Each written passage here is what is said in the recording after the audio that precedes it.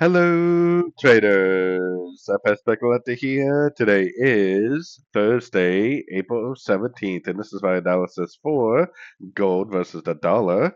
If anybody hasn't done so already, definitely do check out my free Discord channel, link down here in the corner at the end of the video, and take a look at my website, fxpipcollector.com.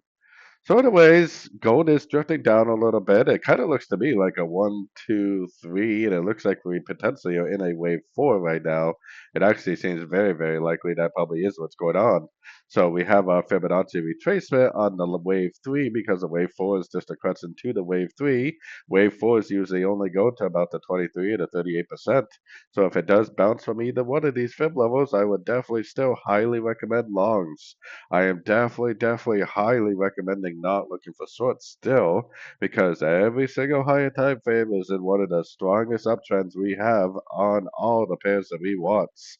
So trying to fight one of the strongest uptrends ever is a terrible idea, especially with the fact that this is probably only a wave four that we're in right now, and it probably is going to continue up.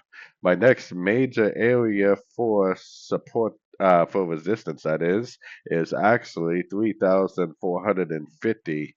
And we're at 3,319 right now. So I still think there's a lot of upside potential on gold. It blew past my 161.8 fib extension, which is around the 3280 area. But that was only the minimum target. The wave threes can go way beyond the 161% Fibonacci extension of wave one projected out the bottom of wave two. So definitely still very bullish on gold and only looking for longs in an uptrend on pullbacks, especially three-way pullbacks. So anyways, don't forget to like and subscribe. And as always, thank you for watching and happy trading.